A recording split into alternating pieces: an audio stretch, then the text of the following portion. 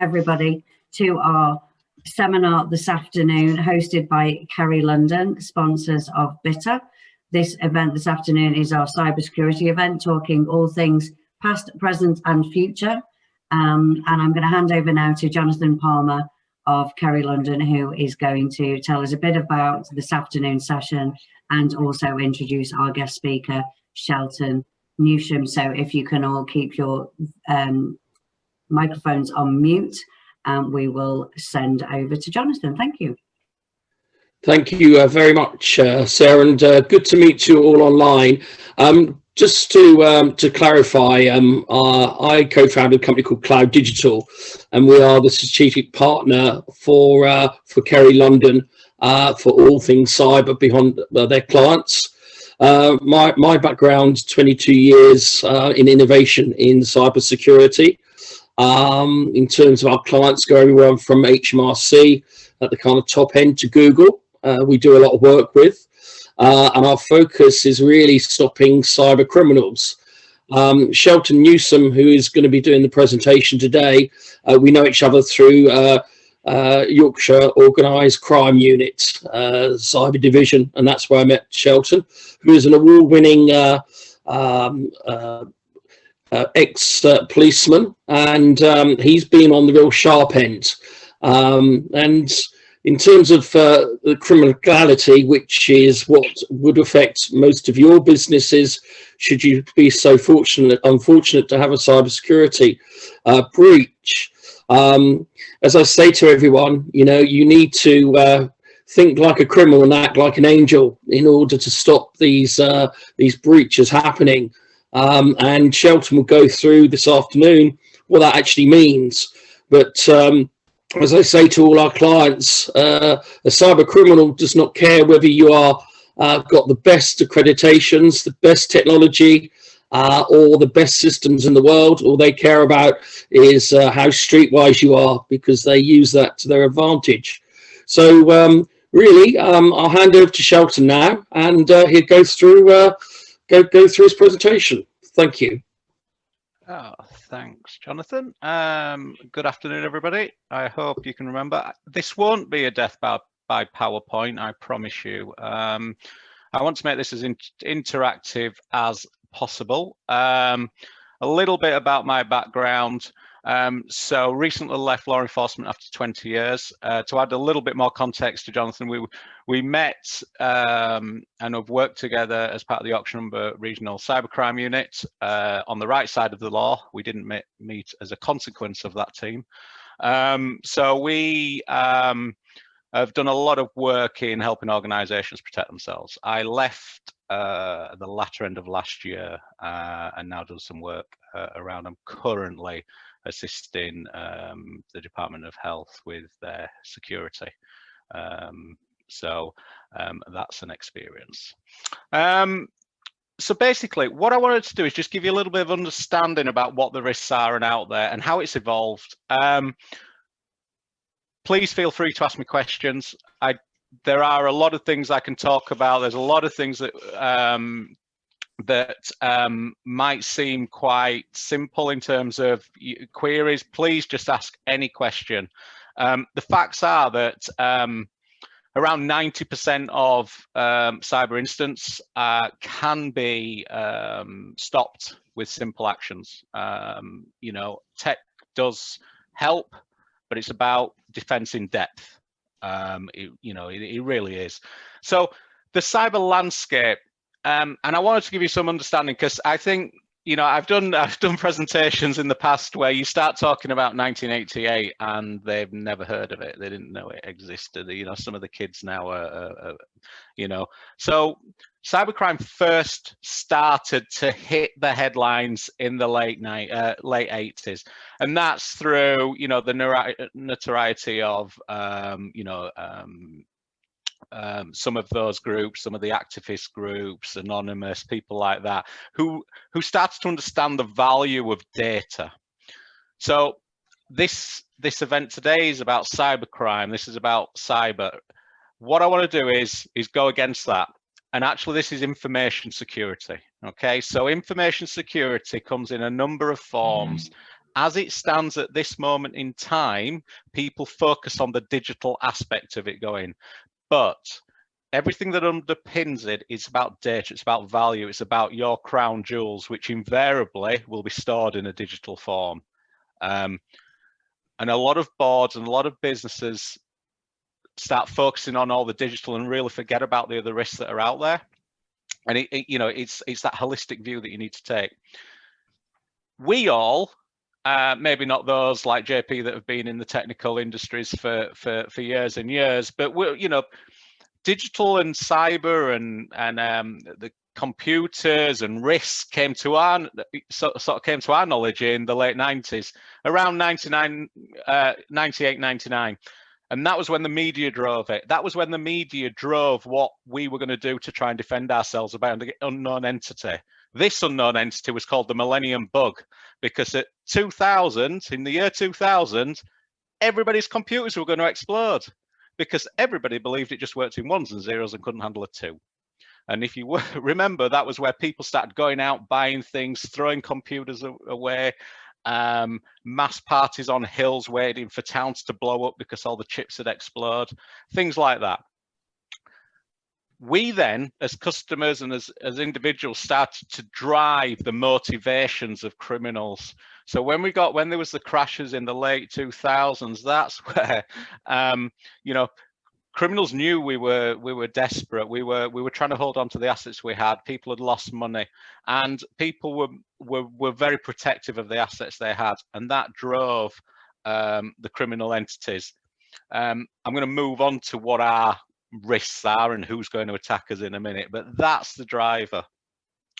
The latter sort of couple of years, it's changed again. There's always going to be a financial motivation. There's always going to be that. What are your crown jewels? Well, if you're a legal company, sometimes it could be something like mergers and acquisitions. It could be documentation and things like that that are stored digitally. If you are pharmaceutical R&D, things like that, intellectual property, but it's usually stored digitally. So your crown jewels will always be of interest. People started getting switched on in the late sort of 18, 19, and I get ISO's been around a while and the standards, but certainly the government's cyber essentials and things like that, they started to drive people towards looking at certifications, compliance. When you start driving towards compliance and the certification, so let's take ISO 27001. International standard, 114 different controls, very robust. As an information security management system, incredibly robust. But if you go back to the data breaches, most of those organizations are ISO 27001. So if we strive for compliance, do we take our eyes off the balls of other things and other areas? Is it a tick box? Is it and this is what the criminals look at. When are we going to take our eye off the ball, or when are circumstances going to change that make it inevitable that we can't catch up? And where are we heading now? Well, now the criminals have got almost so many different options to exploit. We've got, so I've put here underlying in infrastructure start to crack. So let's have a think of COVID. COVID has redefined what working practices are, what our working practices are. So I'll throw it out there. I think I can see any questions, but on average, I mean, please tell me if I'm wrong, but most organizations ran on probably less than 10% of people working remotely. I think that's a fair assumption. Come mid-March last year, you went from a workforce in the single figures to 99, 100% of your staff working remotely. that stretches your entire infrastructure. Your operations are now spread geographically over the entire UK. I know that some have spread as far as Europe because people have gone back to and taken IT kit and things like that to other places. Some of them aren't even back yet. But did we ever reassess our security plans? Did we revisit our policies? Have we moved our digital transformation forward, and what gaps are left? And this is where the criminals now start looking, and they've got opportunity. They've got they've got the chance to really exploit a larger section of people. So they've become really focused on sort of maximum impact. As we move a little bit further, we will see that as consumers and individuals, we are going to have to start understanding risk. And I don't mean it as you know, that people who, you know, yourselves and running organizations, and myself as an ex-police officer and things like that, we do risk. It's what we do every day. It's about opportunities, and you must take risk to succeed, you know. But it's about now, you know, and I approach things very realistic. It's about balance, and it's about the return on investment, and it's about what we can do that is sufficient, and what our acceptable, you know, what our risk appetite, etc., is, as you will all know. But that changes, and it changes because circumstances such as COVID will invariably change our appetite. But do we go back and do we reassess it? And I'd say, as one thing to leave this meeting with, is that you need to go back and have a look, just revisit some of those policies, some of those plans, what the risk appetite is. Because if you have a look at it, even if you started migrating back into the workplace, you will have gaps that you're not aware of. You will have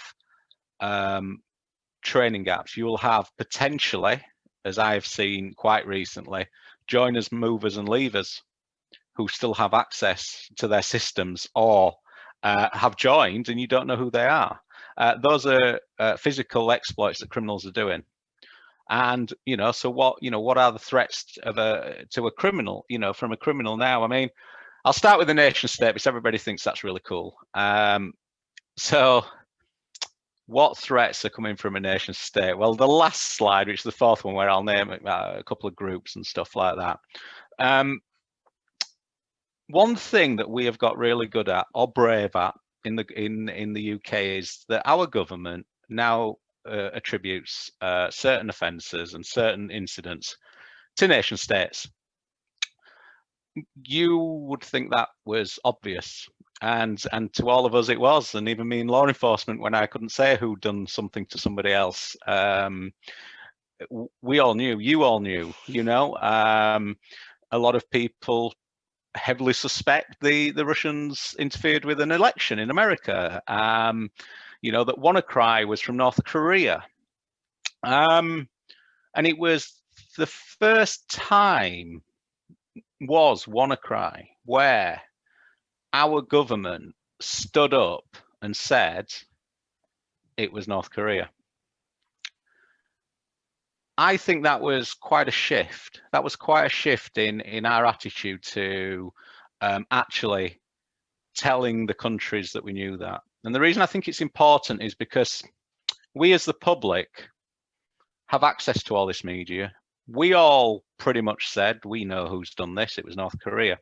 It seems very strange that then the government, law enforcement, or the agencies anyway that I used to work with, that are won't stand up and say what we all know.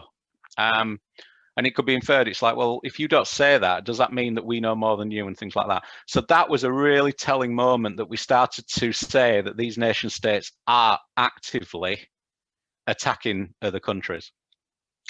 You know, Russia attacked the Ukraine. You know, the Iranians have been active, and they've used different tactics. So you can have a digital attack such as WannaCry, a ransomware attack, and you could probably argue that actually WannaCry was not that successful in monetary terms in the UK, because unfortunately it attacked one of our critical national institutions and infrastructure in the NHS. So pretty much every person who works in the shadows and behind a keyboard on a very high floor in a very secret office, we're all over this, and as such, not many ransoms were paid. And people always remember that, you know, and say it was the NHS and this and that, but you've got to remember that actually half of Europe was crippled by WannaCry. We had an impact on individuals and people, but luckily, nobody was physically hurt, or that there was a lot of delays in medication and stuff. In Germany, you know, entire transport systems were shut down by WannaCry, but it's not heavily publicized.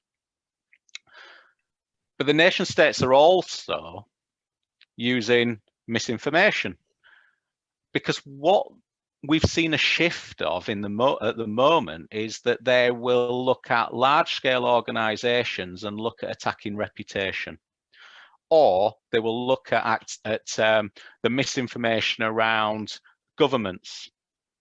And what that does is it breeds discontent. It breeds a lack of support for a government, which actually is really good for some of the hostile states that work against us and things like that. If they can turn the public against the government or against law enforcement or against a different sector, then it destabilizes. It makes people change their thought patterns, their behaviors.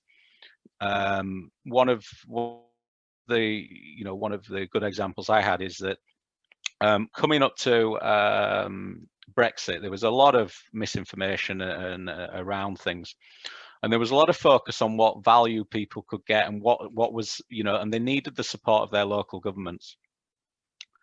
Several local governments were targeted for ransomware attacks. It took their systems offline. What it meant was that the members of the public who needed some advice, telephone systems, whatever, IT system, and access to web forums and things like that, couldn't get it. The members of the public couldn't get the answers they wanted. It's the exact same as yourselves and your businesses. If your customers and you cannot get hold of you when they need you, if they cannot get access to the website for the information that they need when they need it, they will invariably lose confidence. They will invariably remember that the next time. So your nation states work on that for large-scale organizations. You are probably collateral damage in that, in terms of that's where our risk lies. And I'll talk about supply chains in a minute, but that's kind of where our risk lies. How are we going to be affected by others? Whether it be an organization, whether it, you know, or anything else like that, in terms of our supply chains and things. So that's where our risk is. I've put skilled professional and amateur up here just because I just wanted to sort of clarify in terms of people talk about hackers, and they talk about, you know, they use the terms that they don't really understand, and, you know, there are individuals that have got a lot of gifts. There are individuals that use their skills for good and for bad. The term hacker is not necessarily in my terms, a negative thing. It's a skill set. It's what somebody can do. They can offend, you know, they can have access to something. They can gain access. They can find vulnerabilities. A lot of hackers actually will tell organizations, will tell people, will report that there's these, you know, Apple and numerous other companies do, bug bounties and things like that. So they're not really, they are a risk, maybe like on activists and things like that, or if they want to have a certain point, then yes, they may look at you, they may target you, they may have things like, when crime or digital crime started, you used to get people would before that, they used to turn up and you used to have an argument with outside B&Q or something else like that, and used to do that. And now they can go on a forum and they can just give you a 1 rating, you know what I mean? That's pretty much what your poor customer or something who's disenchanted does now. Your skilled professional and things like that, they're being dragged, those that have a malicious mind, into the organised crime groups. So to me, your organised crime groups are a huge threat.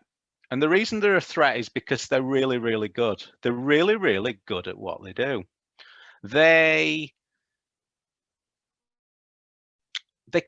form organizations. I know it's in the name, but I mean organizations. They have a hierarchy. They have departments of responsibility. So if you think of people who trafficked and transferred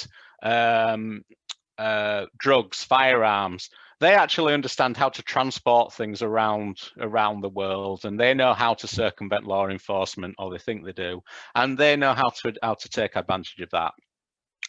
If you laundered money, drug money, or everything else, you actually have an understanding of movement of digital of funds. You may actually also have an understanding of digital currency, things like that. So that's a really good skill set. Then you'll have ones such as a skilled professional who's decided they want to earn some extra money, but they don't have the understanding of everything else around it. But sure as hell they'll be able to break in somewhere digitally. So they go into an organised crime group, and they actually might be a software developer. So they will develop software with vulnerabilities in it to go onto fraudulent stores and things like that, and they'll build apps. But then you'll have some that can create code, and they'll create a virus. But they all work together. So in the past, you had gangs fighting each other for territory. Now gangs come together to form a conglomerate, a large-scale organization. And they stick to their areas of responsibility. They're very, very good, and they can flex to any opportunity. And we can't be naive to that.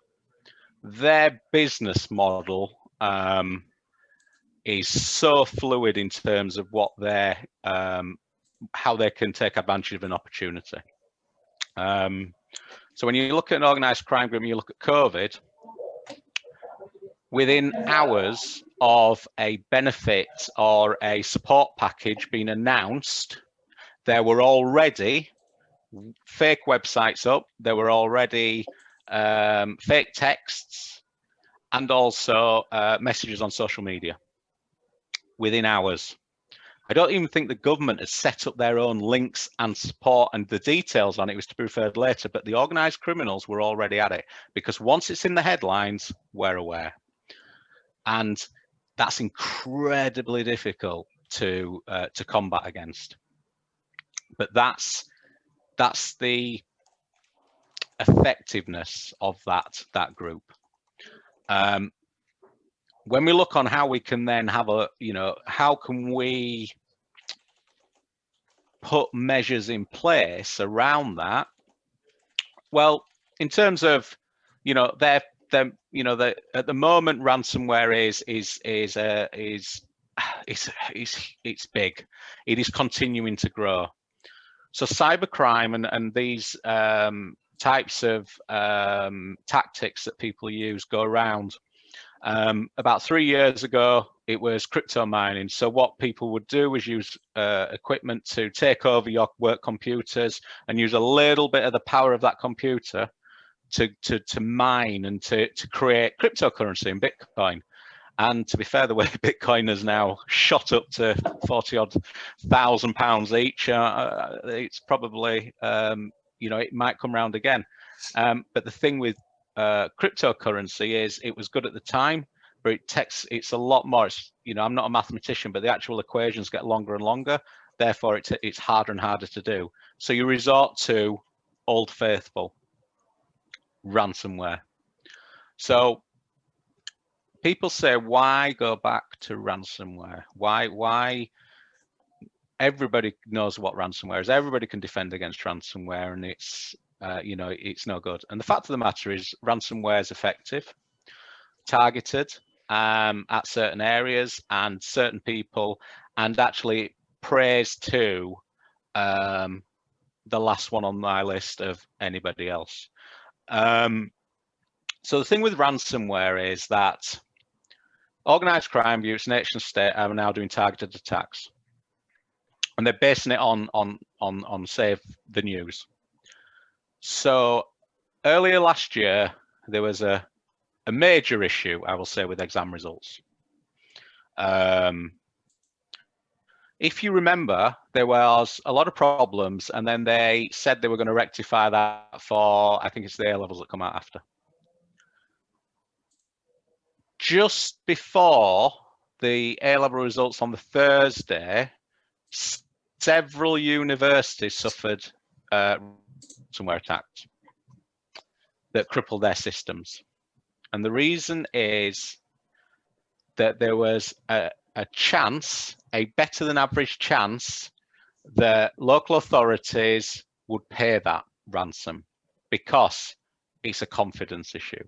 People had lost confidence in the education system, even though it's not their fault, around, you know, and the government and everything around that problem that occurred. A few weeks later, you were getting the A-level results.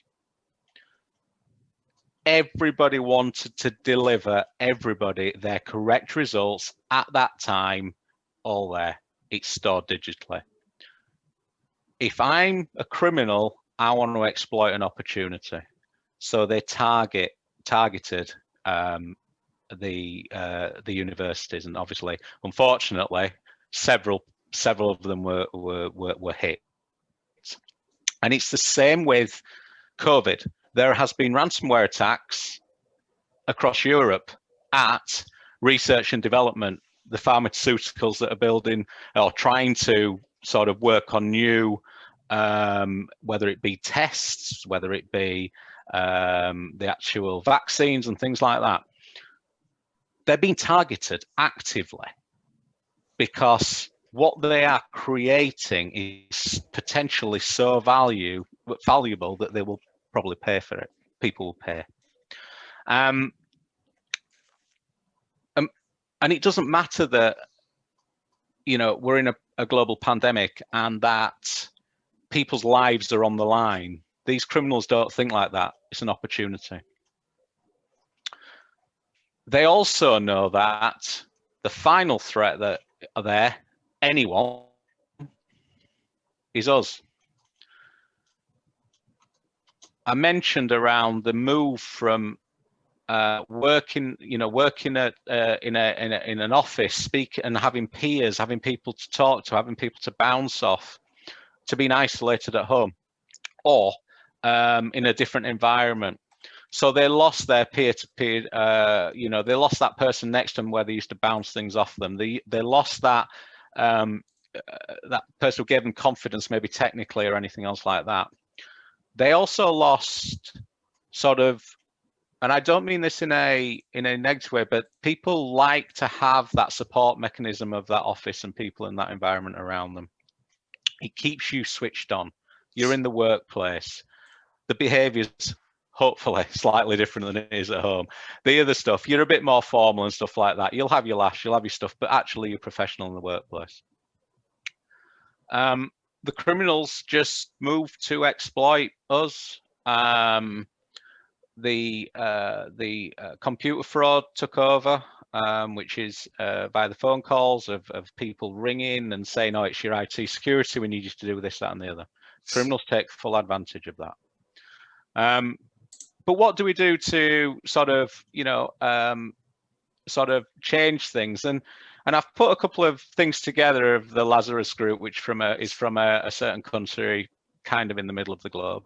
But these are attacks that they're doing at the moment. So the sort of doppelpayer attack, which was over just short of $2.5 million, was only in the last few weeks.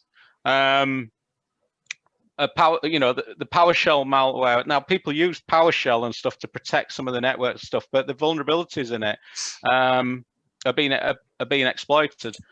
It was only a couple of weeks ago Microsoft had a massive vulnerability. So these organizations and these criminal networks working together are exploiting every opportunity.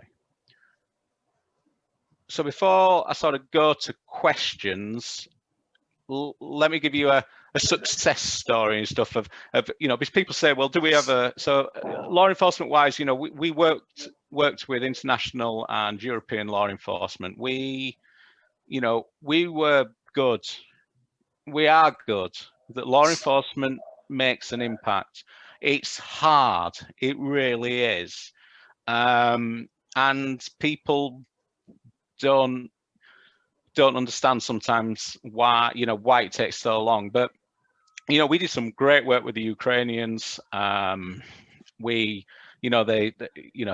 Ukrainians did what the Ukrainians do. They were very effective. They went back in, they smashed doors down, they had fights, they seized servers, they came back and they said to the liaisons, there are your servers, which is fantastic. So that was a really good success. There were issues around us having to then go back and make sure they went back to the place, because we have to have an evidential pattern. Our law isn't based on the Ukrainian law, so we did have to go back and start getting everything. But we took groups out, and also there are criminals who try to be a cyber criminal. So we worked with a case where there was a group of people selling sort of web stressors. So basically, if we wanted to attack your websites, we'd send a lot of traffic, and it'd cause a lot of problems to your website. It might even crash. The reputational issue. If you're e-commerce, there's a financial issue there. They very well took cryptocurrency. They did everything else. They had a site on the darknet. They had absolutely everything else, and no word of a lie, they put their home address on to accept checks. They put at the bottom of their website was their address to accept checks.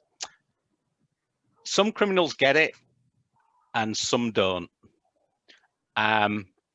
And I think that works in everywhere. But I wanted to tell you that there are some really bad cyber criminals as well, as in just not very good. But how do we defend against it? So I'm going to throw a few stuff out that you should all know, but you should really all revisit. Information security.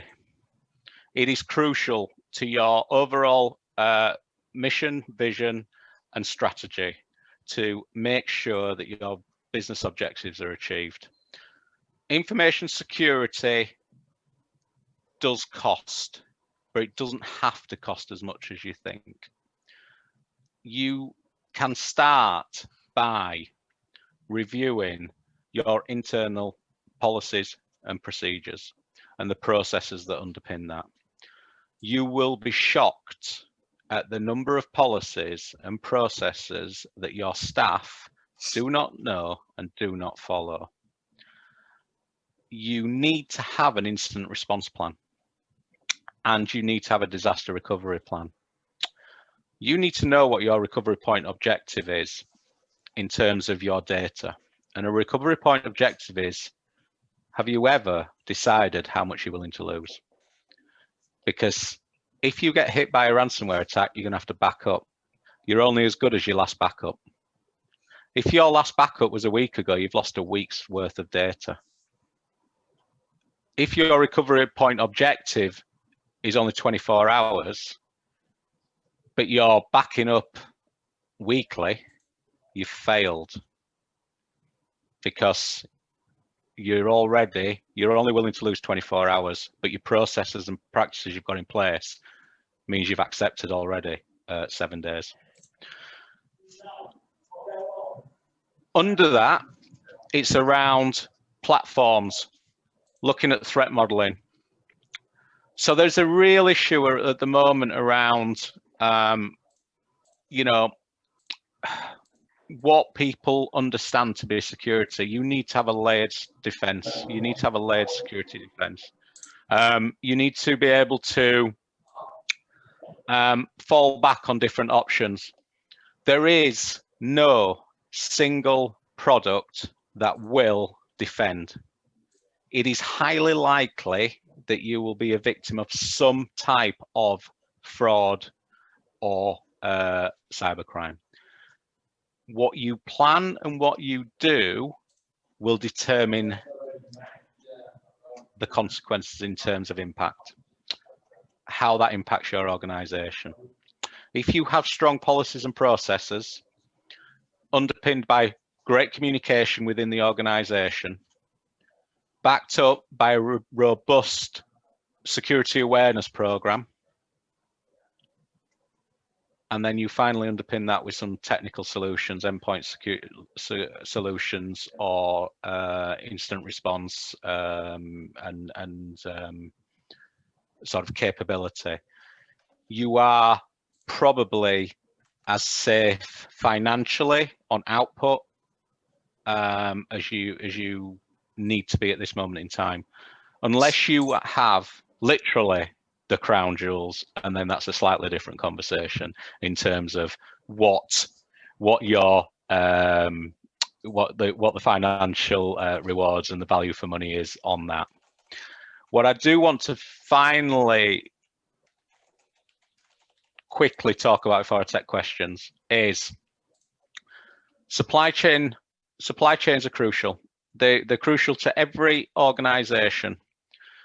Supply chains include physical people, you know, so people that come in, maybe the cleaners, maybe other people that come into the organization doing work maintenance. It also includes, obviously, it may be other services, and it also may be digital. I would highly recommend that you review every one of your suppliers in your supply chain. The reason I say that is if it's physical access to your building, what is your vetting requirements on that? Do you vet your cleaners? Do you vet your maintenance staff? Probably not. But they have free access to your organization when nobody else is there, most of the time. So if you don't have a clear desk policy, a policy underpinning, as I said, then how do you know they haven't got access to legal documents, other financial documents, passwords stuck onto computer screens and things like that? So again, it's about having a look and taking a step back. Then you've got your suppliers that might do digital or physical or other physical material. And you know, in the middle of a pandemic, those suppliers of yours will be struggling, potentially struggling to sustain the pieces of the material that they need to fulfill contracts. Do we know where they've changed to? So if it's technical, are they now sourcing technical chips from countries that you probably wouldn't want the chips to come from to fulfill your order? And so this auditing around your supply chain, you know, it will underpin everything that you do. It will underpin the security. It will fit into your security frameworks. It will help make you more resilient to cybercrime. And it sounds really, really silly because you're talking about talking to a customer, having a look, but actually you're finding out what that customer does, what that supplier is doing, how are they accessing my network? If they are a victim because they have no security measures, am I going to be collateral damage? And when you look at the issues at I was going to name a load of companies, but when you think of BA and you think of Marriott Carphone Warehouse, and a number of others that have had issues in the past, or data breach and data losses. Those businesses are still there. Many of their supply chain, of which you might be to a bigger organization, are not. Because what they did is, to protect themselves, they cast away others because they have to bring their shareholders on board and things like that. So also look upstream at what your dependencies are. There is and this really isn't cyber, but it builds into it, but Porter's 5 forces is a methodology that I use within cyber. And it is about the power of the customer, the power of the supplier, the power of new products. And if you utilize that as a process, you will know where your vulnerabilities and pinch points are. And again, it's not techie, but it sure as hell underpins everything that you want to do in relation to protecting yourself from cybercrime. And on that note, I will put my final slide up and say thank you very much. And I'll open it up to any questions. Thank you so much, Shelton, for that presentation. Really, really interesting. Neon, you have your hands up. Do you have a question? I do indeed, Shelton. Thank you very much indeed. Neon Mavramatis here, Kerry London. With so many businesses at the moment doing having people working partly from an office and partly from home, is there a greater threat to businesses where employees working from home are accessing business networks from possibly own devices, own routers, for Wi-Fi connection, etc.? Or is the fact that they are ultimately ending up within the business's network security enough? So there's a couple of points on that. And it does go back to some of the things I touched on. You know, people have moved to this new way of working out of obviously necessity and things like that. As long as you ensure through your training and awareness that all their personal devices, so you basically have a BYOD policy, a bring your own device policy. So as long as you have a BYOD policy, which mandates that they've got to update and everything else like that, and they join via a secure VPN into your network, you are as secure as you can be. If ideally you would issue a corporate laptop with something like BitLocker on or something like that, but it's about that validating the machine, the virtual private network to encrypt the traffic and ensure it's safe, and then coming into your network. Underpinning all that, multi-factor authentication. But yeah.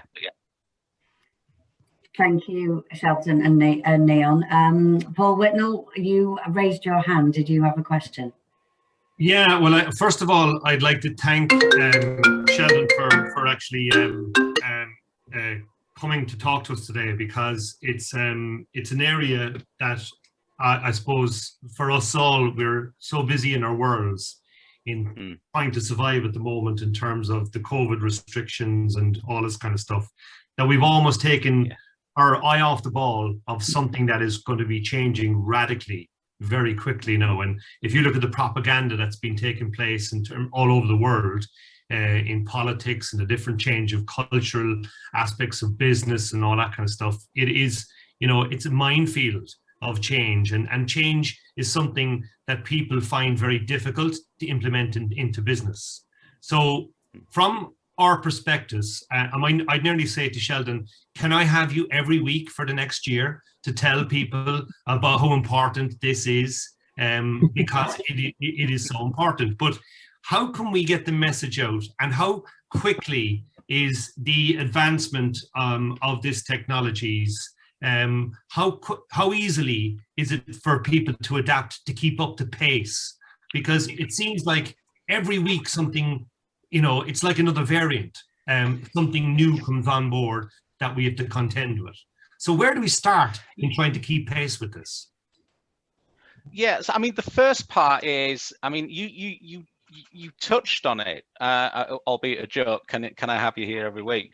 And I talked about it. A robust security awareness communication plan throughout your organization is your first start. Your biggest risk is your staff. Around 90, well, between 83 and 90% of all incidents are instigated by your staff by accident. Okay, they click on the links they don't know, they reply to an email, they do something else because they don't know. And especially when they're at home, they don't have them peers around. So that's your first bit. It's about having a really good security awareness communication plan. Then the rest of it kind of falls into place. So we do have real moves in, what I'll do is I'll stop sharing, sorry, and then at least it's bigger screen for everybody, isn't it? We go to, we look at everything else, and it does change quickly. It really, really does. But if we switch on, we know it's changing. We also get patterns. We also know that actually, you know, if we know that, for argument's sake, the government have done an initiative that's this, we know that a criminal will try and exploit that. They will try and exploit that as soon as possible. But we don't do anything about that. We know that when Apple, you know, tell you to do an update, do we enforce, you know, and it comes on our phones and stuff, do we communicate that out to the staff and say the reason that that update is there is because there's a vulnerability that's been identified? Do any of you know when Patch Tuesday is? It's not every Tuesday, which is Microsoft, and they release critical vulnerabilities. It really is, the onus is on us that understand it, the business leads that drive organizational culture to help their staff, and that's where we start. That's how we do it, and that is how you will reduce your exposure. So Paul, it's Jonathan here. We've got a very short and simple document that we share obviously through Kerry London that kind of gives you the very basic steps, the fundamentals that if you put them in place, and a lot of them are very simple, as Shelton's kind of covered off. It's like, if you actually do, you'd be amazed how many IT managers, you know, we speak to, you know, when was the last time did you try to restore your backup? Because it's really easy to do a backup, but, you know, the trouble starts when you try to restore it and they go, well, we do this test once a year. It's like, well, how important is your information to you? So, you know, I will share that through Kerry London, and that will just give a kind of an overview, almost a framework that you know, you can put, you know, fill in the gaps almost. I'll just add to that, Jonathan. Backups is a real, it's another one of these, Paul, where people take their eye off the ball. Testing your backups is critical. So many people have a robust backup policy, but they never check it. And when they need it, they realize they're corrupted. That means you've lost them. You know, so that National Cybersecurity Centre of Guidance, you know, JP will send something out. But yeah, these are the things where we kind of put some things in place, but we don't follow it through. And I always look at that as, are we in compliance mode? So are we ticking a box, or are we in culture and behavioral change mode, where we are looking to embed culture and a change of culture? And actually, are we wanting to grow our business in terms of that culture of security, buying into the vision of the organization and driving success? Or do we just want to tick it because it's on a check sheet for GDPR and ISO 27001? And I think, you know, what you said there actually, you know, lines up with the culture of BIT as well, because we are an organization that promote better practice and in business. Because what people don't understand is when you have better practice in a business, it actually saves you money, it saves you time, and it saves you looking over your shoulder. You know, so this is what, so guys, like, thank you very much for sharing this information today. And Jonathan, you know, that information that you could give us, we would be delighted to circulate in our membership. And the one thing, you know, I was serious when I said, like, can we have you back? Because we need to have you back. We need to repeat this message time and time again over the coming 12 months, because what we're going to have now is a renaissance of effort in business to try and claw things back. Everybody's putting their shoulder to the wheel.